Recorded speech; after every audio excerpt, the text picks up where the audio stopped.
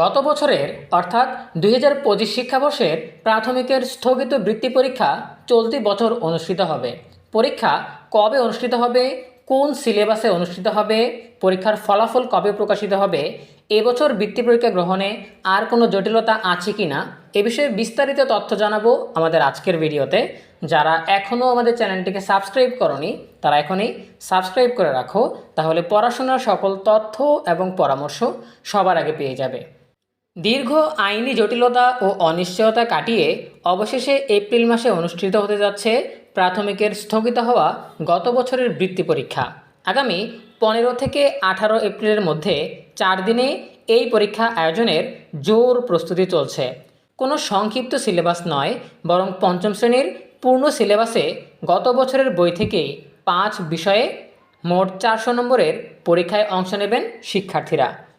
নতুন সিদ্ধান্ত অনুযায়ী এবারই প্রথম সরকারি প্রাথমিক বিদ্যালয়ের পাশাপাশি বেসরকারি ও কিন্ডারগার্টেন শিক্ষার্থীরাও একই প্রশ্নপত্রে পরীক্ষায় অংশ নেবে। তবে ফলাফল প্রকাশ ও বৃত্তি বণ্টনের ক্ষেত্রে নির্ধারিত কোটা এবং পৃথক প্রতিযোগিতার ব্যবস্থা থাকবে। সংশ্লিষ্টদের মতে সরকারি ও বেসরকারি শিক্ষার মান যাচাই এবং শিক্ষার্থীদের মধ্যে সুস্থ প্রতিযোগিতার পরিবেশ ফিরিয়ে আনতেই এই উদ্যোগ নেওয়া হয়েছে। এদিকে খোঁজ নিয়ে জানা গেছে প্রাথমিক শিক্ষা অধিদপ্তর ডিপিই এর মধ্যেই পরীক্ষার নতুন খসড়া কাঠামো প্রস্তুত করেছে।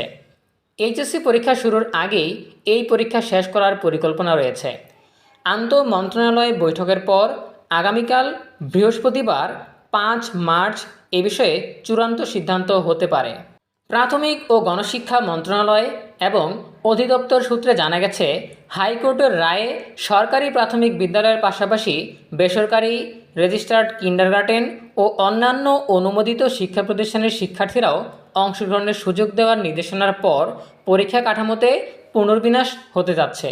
বিষয়টি নিয়ে প্রাথমিক শিক্ষা অধিদপ্তরের মহাপরিচালক আবু নূর মোহাম্মদ শামসুজ্জামান বলেন, সময় অত্যন্ত সীমিত।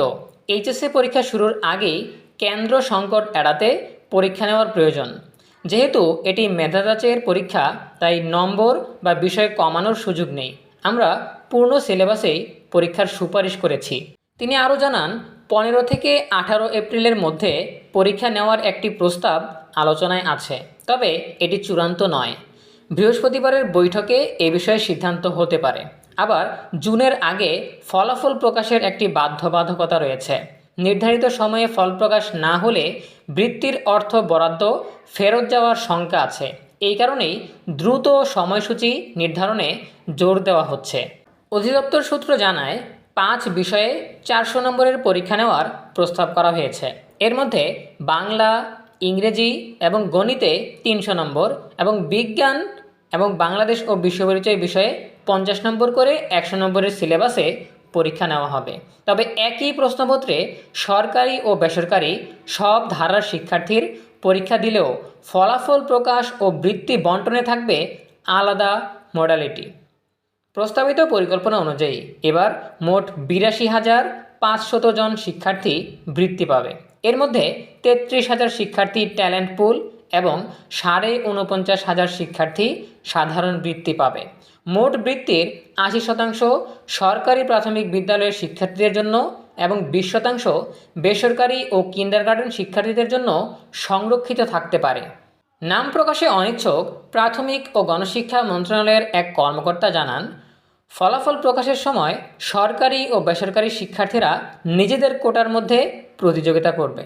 অর্থাৎ বেসরকারি শিক্ষার্থীরা বেসরকারি শিক্ষার্থীদের মধ্যে আর সরকারি শিক্ষার্থীরা সরকারি শিক্ষার্থীদের মধ্যে ট্যালেন্ট ও সাধারণ বৃত্তির জন্য প্রতিযোগিতা করবে। তবে প্রশ্নপত্র এক হওয়ায় দুই ধারার শিক্ষার্থীদের অর্জন তুলনামূলকভাবে বিশ্লেষণ করা যাবে।